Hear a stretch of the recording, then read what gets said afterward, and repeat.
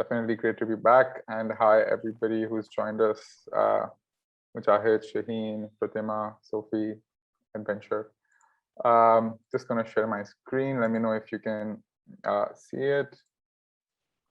You should be able to see my screen now. Yes, we can. Perfect. Great. So thank you for taking the time out of your day and coming and listening to me speak about my views and perspectives on frameworks for a better world. As you should know, I'll be talking about three main frameworks that I've chosen, or at least I feel like are great to be spoken about and to be shared with the world. So doughnut economics, circular economy, and universal basic income. So we'll sort of go through each of these. Feel free to let me know your questions, and if you have any comments, happy to have discussions. Cool. Just a disclaimer, I know the title of this webinar is called Meet the Expert. Unfortunately, I am no expert in building a better world. I am learning on my journey. And my purpose here through this webinar is just to share my thoughts. And I also want to just let you know that none of this is my original work. All of this exists. These are models, or these frameworks have been well researched. So you will also find them online. But here's just my bit trying to sort of synthesize them and show how these three could be interlinked and how we can use them for a better world. Similar to what the disclaimer, at least the outcomes that I have for, at least I hope that this is the outcome, is number one, I would encourage you all to learn more about the frameworks discussed. I'm definitely not going to do justice to the depth of each of the frameworks. My intention here is to introduce you to the concepts and the ideas behind these frameworks, and sort of also hopefully pique your interest into learning more about them and how they could be applied into your local context, to solve the problems that you might face in your life, and also how we could solve problems in our world, right? Global challenges, as Kushila mentioned, is what I wanted to talk about. I would encourage you to question more and question better, right? I do believe that there are no bad questions, but I think it's a better experience for you when your questions are more informed, and you can question yourself, assess your biases, and then you can question better to sort of deconstruct the world. And which is linked to the third outcome, which is my hope through this conversation or discussion that we have, is for you to look at the world slightly differently, if not completely differently. As we start, I do want to encourage us to think about three things, these 3 points, which are also the principles behind each of these frameworks, and principles behind my own thinking behind my understanding of these frameworks and why I think they are frameworks for a better world. So one is the first principle is our growth, that let's say economic growth, that are the way that the world measures growth through GDP. Is it sustainable, right? The second principle is, again, questioning whether that same growth that we measure through GDP, is it inclusive, right? What does it measure? Does it measure growth? Who is it measuring the economic progress of, right? And the third is global interconnectedness and interdependence, right? Looking at how we're increasingly becoming a more and more interconnected society. And again, COVID has shown us how important it is for one person to impact someone else's life, right? So I think these are the three principles that I'd also encourage you to keep in mind as we start exploring doughnut economics, circular economy, and universal basic income. So I hope I'm able to cover everything. And like I said, it's just going to be an introduction. And I'm happy to have questions towards the end. So we'll go through doughnut economics first, understand what is doughnut economics and why does it exist, and how should it be applicable to us. We look at circular economy and then universal basic income, because we'll see how circular economy and universal basic income are inherently parts or two sort of supporting frameworks that will help us in applying donut economics. And towards the end, we'll have, like I said, questions, and feel free to keep posting your questions in the chat, or you can connect with me on my LinkedIn profile or email, which I'll share towards the end. That's one of the surprises we've kept towards the end. All right, so why donut economics, right? Why do we need a donut? Apart from when we're hungry, but the problem in our understanding, like I mentioned, the first assumption that we challenge is how do we calculate our growth, right? And currently our economic growth, or the way that we look at economics in present day, is very much centered around money, or how much is your country able to spend, how much are people in your society able to spend, what is the purchasing power, what is your expenditure, how much are you spending on your this, or how much are you spending on that. So the way that the world looks at measuring success or growth is very much centered around money. And donut economics proposes that, hey, can we look at a model or write economics in a different lens, with the lens of human beings and our planet at its heart, right? Because money is in many ways a man-made or human-made concept, right? But human beings and our planet are what have existed, at least for a while, and probably will exist. And we can create new concepts like money, but we can't inherently create a planet, at least as of yet. So that's the problem, and in some ways what donut economy wants to provide a solution to. And like I mentioned, right, is our growth inclusive? And what we mean by inclusive growth here is that, is our growth inclusive of the different factors, the different sectors that exist in the world, right? Whether it is gender equality or gender empowerment, whether it is healthcare, whether it's how much flora and fauna exists in a country or a local city, right? How much forest are we able to cover, right? Why is our metric of growth right now inherently dependent on money? And donut economy challenges that framework, or it challenges that principle behind the current way the world works. So looking at inclusive growth is what donut economy wants to present for the world. Now let's look at what the donut is. And again, just want to highlight, this is the work of Kate Raworth. You can check her book out. It is called 7 Ways to Think Like a 21st Century Economist, and it's titled Donut Economy. And this image is by Kika Sono. So donut economics, as you can see, this is the donut, talks about two main foundations. So one is a social foundation, that is sort of the inner circle, as you can see here. And there's an ecological ceiling, or let's say an ecological foundation, which is the upper end of the donut. What donut economics says is that we need this foundation, this social foundation, which the sectors are water, food, health, education, income and work, peace and justice. And this was created based on the Sustainable Development Goals. So if you have a basic foundation, humanity can thrive.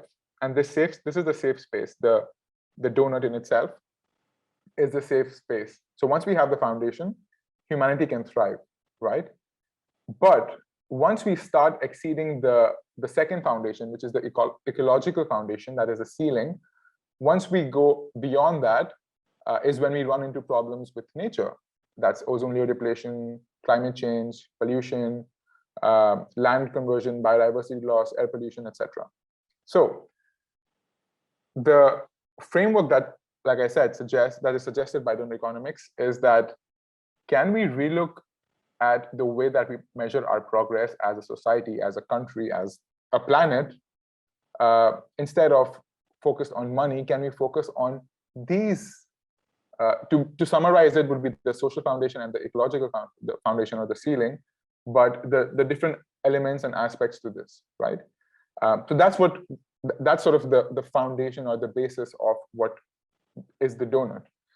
And donut economics follows it follows 7 thinking principles, but I've just summarized it into 6 so that it fits the slide. But here are the 6 prompts that I would encourage you to think of, right? The donut economics uses the donut that we just saw as an indicator of success. It looks at the social foundation and the ecological foundation as indicators of success rather than GDP or just GDP, right? It encourages us to use systems thinking, and we'll talk about system thinking more in the next few slides, especially when we talk about circular economy. But agreeing that the economy, the society, and our planet are very complex and independent systems, right? It's not everything is separate, right? What happens with our economy directly has an impact on our society and our planet, right? Which again is something that we know with climate change. We've seen that, and with the different ways that our social structures just fare during the COVID-19 pandemic, and the repercussions of that have sort of also shown, the way that one system can disrupt many others. Doughnut economics is inclusive in that it is big picture thinking, and it thinks about, again, borrowing from the previous thought process, which is looking at the interdependence of the society, economy, and planet. So we're looking at not just measuring a country's growth through money, but looking at measuring a country's growth through how did the society in that country advance? How did the economy in that country advance? And how did we make sure that we didn't harm the planet while looking at growth, right? And that is a conversation that needs to be had at higher and higher levels in terms of the hierarchy that the world follows, which is, let's say, the international organizations, the corporations, and then governments. Doughnut economics is a way of thinking about regenerative and distributive systems, and that's one of the key points that we'll sort of look at through circular economy, which is basically a regenerative. It is one of the ways to regenerate natural systems or systems in the world. And universal basic income, we look at how that is a distributive system, right? It talks about, Doughnut economics talks about how can everybody win, right? How can we make sure that we are not just robbing our earth of its nutrients, of the resources that it has, but regenerating it? And how are we not just hoarding wealth, but distributing it? And when we start thinking about that, and when we start having that mindset, Doughnut economics encourages us as human beings to nurture behaviors that are cooperative and of caring, of empathy, rather than competitive and individualistic, which is how the world in many ways functions right now. I'm not saying that everybody in the world is only competitive and thinks of themselves only, but inherently the way that the world is designed, where where everybody's competing against one job, we're competing against who can buy a property, and the way that a distributive system will work, it encourages us as human beings to think differently, right? That, at least I would say, capitalism has, as a byproduct of capitalism, we don't think about, which is cooperation and caring. And historically, what has helped humanity, let's say, succeed, if I could say so, rather than other animals, is our ability to cooperate. And the last, which is something that I really, really find interesting about Doughnut economics, is that it's growth agnostic. What does that mean? It means that unlike the current way where, oh my God, our country's GDP did not grow, that is devastating, people are going to lose their jobs, etc. We actually acknowledge that, yes, we can't actually always grow, or we don't need to grow, right? If we look at one of the most complex systems in the world, that is nature, the way the weather works, the way that just natural resources replenish themselves, they don't continue growing forever. There are cycles to end, and we need to acknowledge that as human beings, or we need to acknowledge that as decision makers. So that's something I love about Doughnut economics. So this is, in maybe 5 minutes or 10 minutes, my best interpretation and knowledge sharing of Doughnut economics. Now I would love for us to think about especially systems and regenerative systems when we talk about circular economy, because that's what circular economy, a role that it plays, especially within the Doughnut economy. So I want us to go through this video because I think this video does a better job at summing it up. I'm going to attempt to play it. If it does not play, Kushila will help us out, but let me know if you can hear it or if you can't hear it. Okay, looks like it won't play. Kushila, I will pass it over to you to play the video. Sorry about the tech issues, team, but I appreciate all of you for being here, and I hope so far this has been entertaining.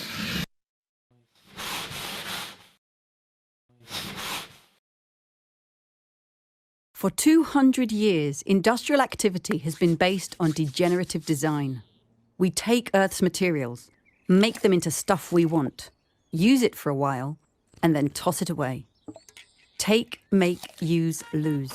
It's a one-way system that runs counter to the living world, and it's devouring the sources of its own sustenance. Economic theory has told us not to worry, that more growth is needed so that nations can afford to clean things up.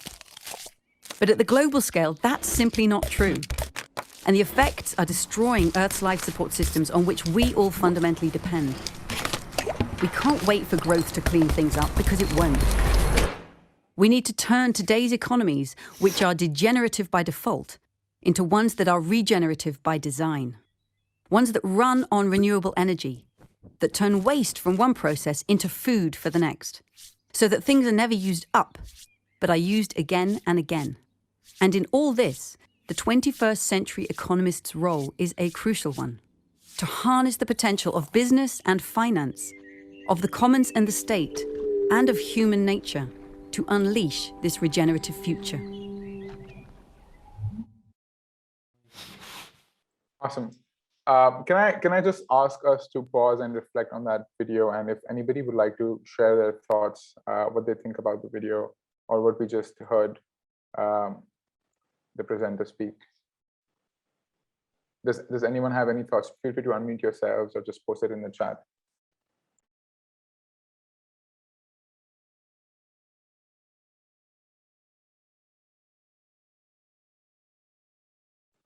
Sometimes it's good to not have opinions. I'm completely okay with that, so I'm going to move forward. But just I want to focus on this aspect of the video: how our current, what we would call a linear economy or linear economic models are. The linear part of it is that we take resources from the earth, then we jump to making products and sell as many as possible, because that's how your GDP is measured. That's how our economic growth is measured, and we waste whatever we don't need or what gets old, right? And circular economy challenges this current way of manufacturing, this current way of working, especially for businesses, right? There are three principles that circular economy advocates for. I've simplified them, but we will share resources that you can learn more from and sort of go into depth. But the three main principles that circular economy follows are reduce, reuse, regenerate. All right, there's no recycle here, but we could say that recycle is one of the last things that we talk about in a circular economy. So circular economy basically advocates for businesses or for us as individuals to be intentional. Intentional about what? Intentional about eliminating waste and pollution at the design stage, right? Whether it is through product design or systems design, right? Now, we will explore a couple of examples of what that could look like in, practically what that looks like. But how can we reduce? The question is, how can I encourage you to think about any product that you have that could be designed in a way that it eliminates the waste and the pollution that it causes. The second is reuse. Circular economy asks us to be intentional about keeping products and materials in use for ideally as long as possible or for eternity, so that we don't, they don't end up in landfills. We have a problem of waste management already in the world, and if we're looking at a growing population and we don't have enough land to grow our food on or to house people on, we have to choose between our priorities, and I'm sure that dumping waste is not one of the priorities of humanity. Regenerate. Circular economy asks us to be intentional about returning nutrients to the soil and other systems to enhance natural resources, whether it is allocation of or reallocation of nutrients in the form of carbon to the soil through compost and organic waste, or it is using metals or using elements, as some of you might have studied in chemistry some years ago, how can we send them back to the nature so that we're not only taking from the nature, but we are regenerating what gives us life as human beings? So we look at some, I think they're quite self-explanatory in nature, but let's look at some examples and how circular economy can be used. Some questions. What if we didn't buy bottles of shampoo and just refilled a bottle? So what if the first time you go and buy shampoo, you get a bottle, and it could be a stronger bottle than you get right now. It could be a glass bottle. The questions are, you can answer the question however you want, but you don't need to buy a bottle each time you go out. Let's say instead of the aisles in the supermarket where there are millions of bottles of shampoo, you have dispensers. You have multiple dispensers, and you can just put in, let's say, 100 rupees, and then you get, you refill a bottle that you have, right? You're reducing your waste at least. And that's eliminating waste in the systems design, right? Thinking of systems.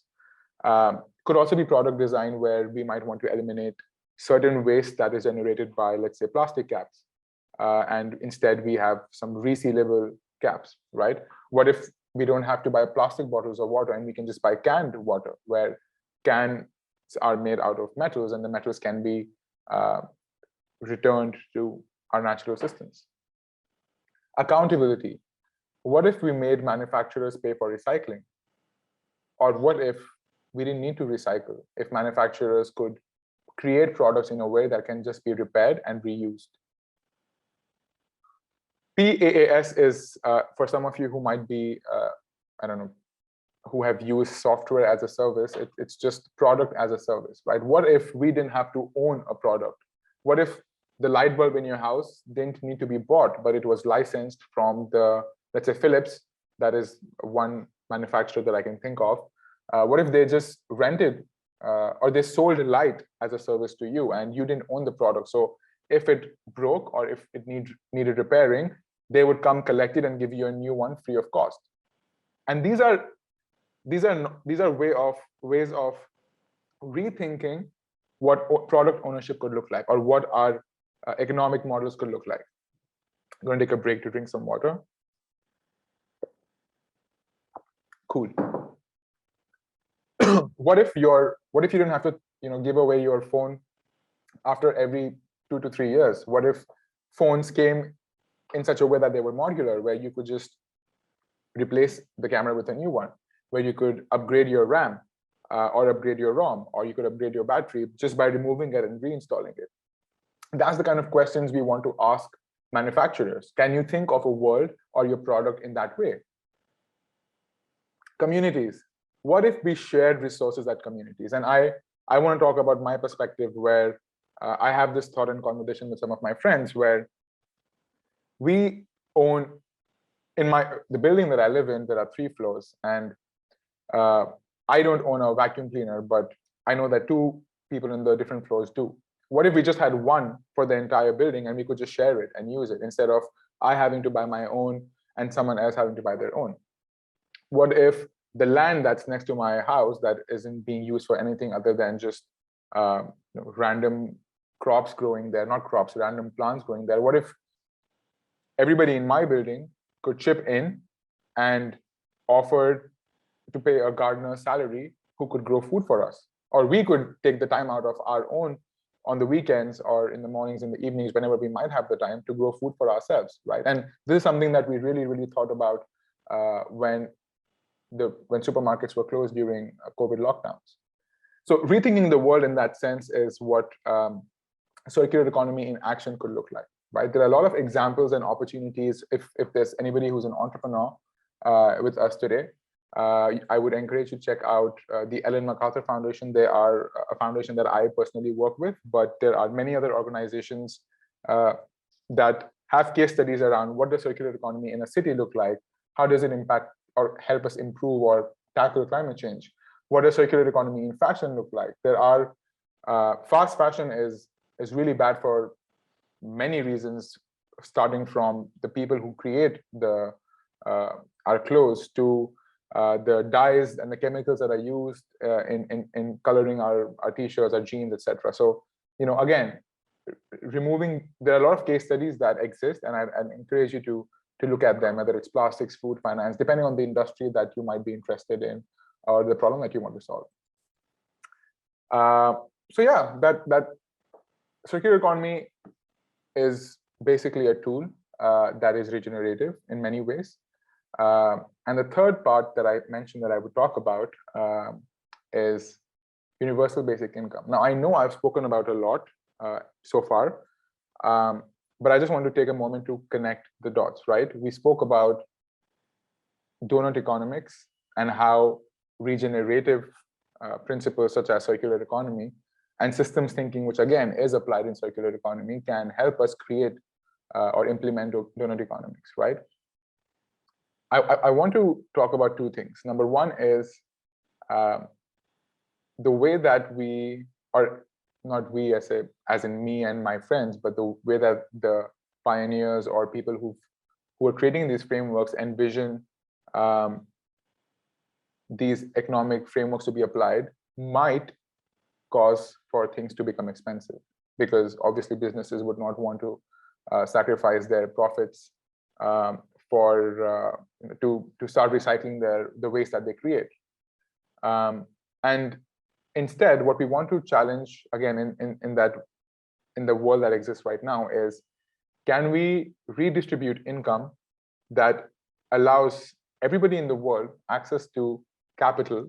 And should we need to even finance things such as, I don't own my phone, but I rent it, so I have a cost to pay for the rest of my life if I want to own a phone, right?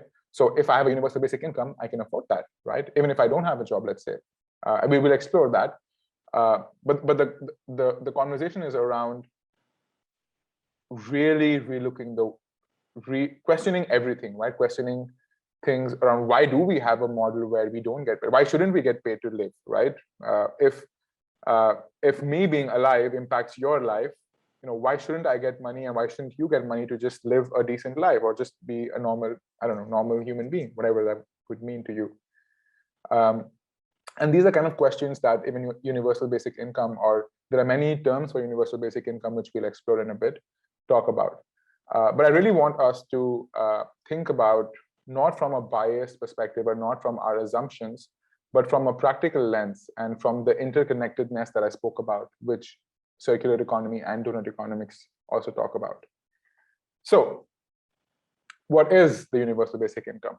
So it has many names, or it has had many names: universal basic income, unconditional basic income, guaranteed income, citizens income, citizens dividend, or the universal basic share.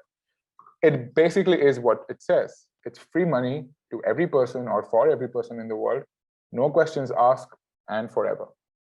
So you get access to, I'd say, I don't know, for the people who are joining us in Mauritius, let's say you get access to 12,500 Mauritian rupees every month, right? How would that impact your life? You can keep thinking about that, and feel free to share it in the chat. Feel free to just message me on LinkedIn or email me. Often people talk about, why should we have a universal basic income, or why should we have a universal basic income, right? We have so many structures in place where people who work hard get paid, and you can become a CEO if you work hard, and all sorts of there are concepts and models, mental models that exist. But here are just 3 extra mental models that I want to talk about, or why, or cases for why shouldn't we have universal basic income. Like I mentioned initially, there is so much unpaid work that happens, or that that has happened in history, and that still goes unaccounted financially, right? Why should we not be paid for the work that we do? That is cooking, cleaning, raising kids, raising grandkids. And to bring to your notice, historically, a lot of this work was mostly done by women. And it is considered that one of the reasons why universal basic income did not become a concept earlier on, because this was not looked at work that could be paid, because historically women weren't given equal rights as men, and other genders are still being denied the same rights as men. So can we look at a world where we get paid for the unpaid work that we do? right? And there are so many other things that could fit in unpaid work, right? It could be studying, right? If I'm going to study, which helps me get a job, which helps me pay tax, that helps the government run, why shouldn't I be paid to study if my contribution through studying helps the world? Why shouldn't we reduce or remove poverty and inequalities that continue to exist in our society through universal basic income, right? Why shouldn't all of us have access to money which will eradicate poverty and so many other social problems that continue to exist in our world because of poverty?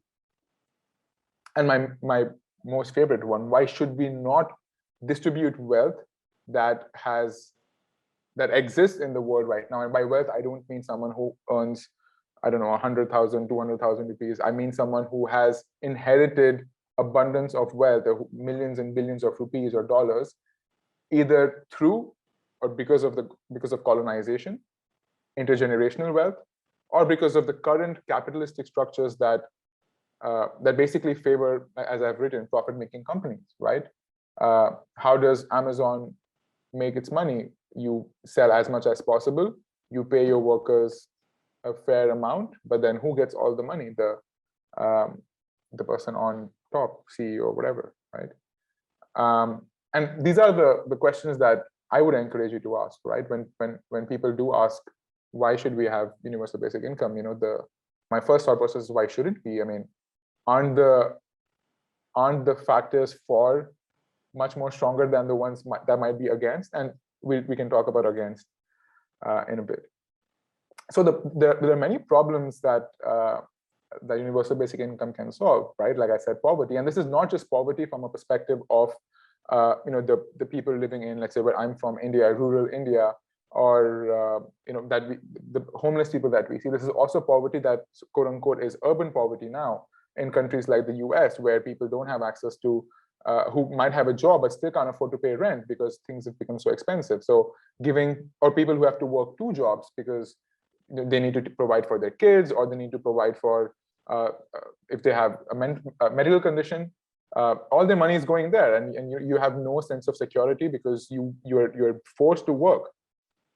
And that causes inequalities, or the inequalities that have already existed, whether it's a gender-based inequality or it's a racial-based inequality, right? Inequalities exist everywhere.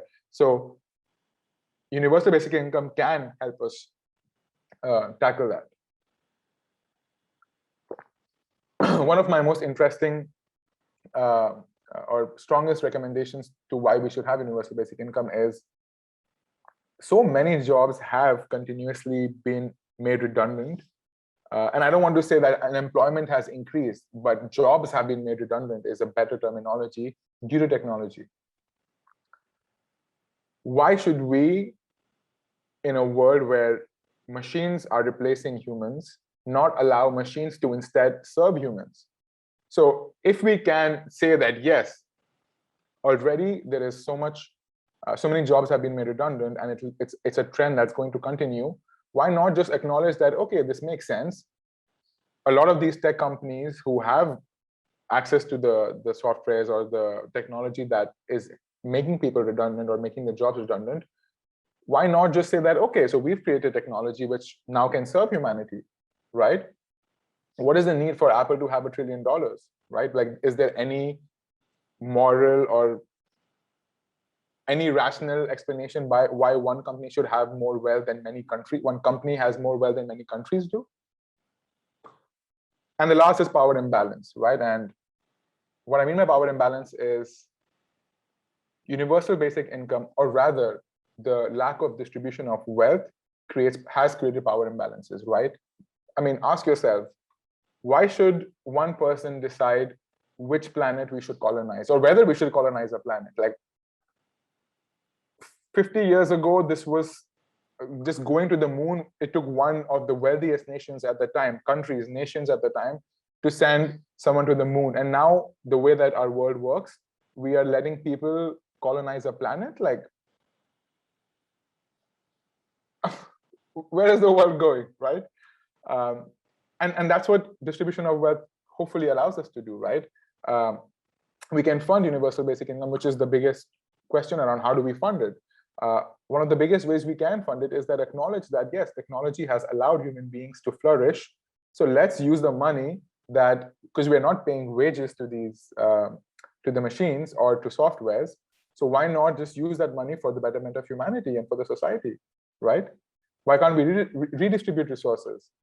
And if, so right to live is a human right, it's a universal agreed upon basic right. And if it costs money to live in today's day and age, does it also not make sense to make sure that everybody has access to money because it costs money to live? I'll let you think about that. I have another video which talks about what I've just shared, again, from the lens of doughnut economics. I'm going to assume that the video won't play. So back to Kushila to play this video as well. But yeah, but in the meantime, you can think about the questions that I prompted.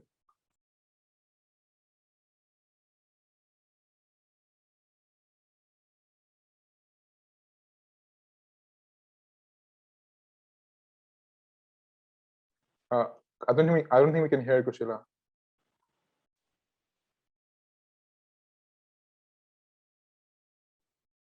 Sorry, Arsh, you're saying? I don't think we can hear it. Oh, okay. All right, should be able to hear it now. Us all in the end.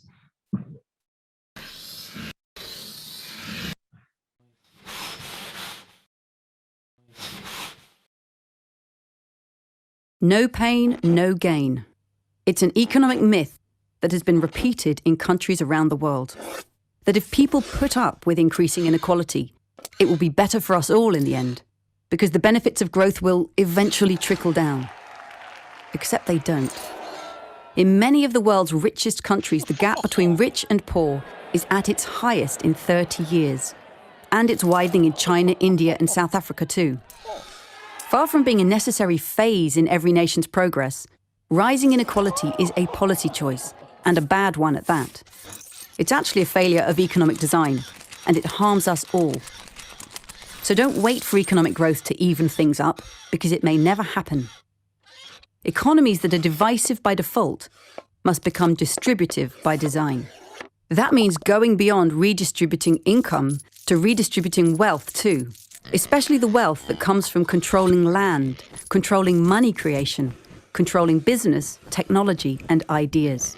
This century, we have the chance to embed distributive design at the heart of our economies, if we choose to make it happen.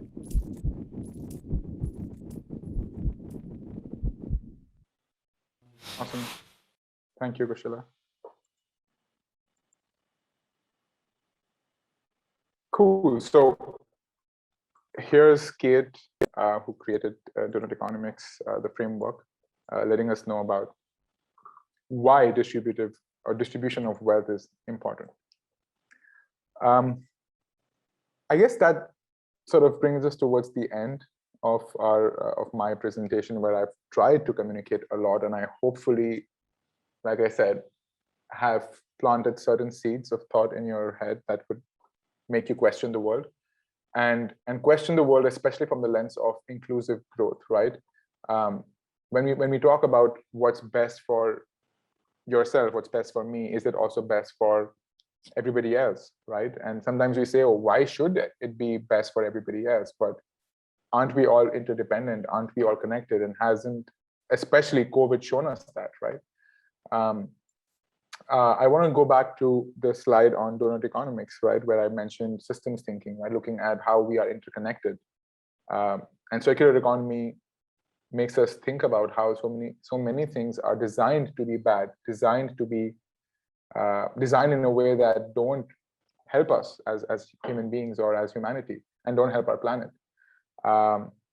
We saw that, how we, through universal basic income, or even through doughnut economics, we need to adopt behaviors which are more cooperative and caring, and actually think about win-win rather than think about not win-win, right? Or win-lose, which is how the world works right now. If one country or a couple of countries could decide who gets access to vaccines first, it's not a world that is just and fair, right? And there may not be a fair and just world, but I mean, we could keep questioning systems and people until hopefully they start thinking about, yes, it is not a just and fair world, and how can we get that? So that's about it. I know I've spoken a lot. I've shared quite a few things with you, but I'm happy to take any questions now. This is my email, and my LinkedIn name is just, my name on LinkedIn is just my name, which is Arsh Raina. Feel free to connect with me and share your thoughts. If you have questions about the practicality of any of these frameworks, there's a lot of research not done by me, by leading researchers across the world, whether it's universal basic income or doughnut economics or circular economy.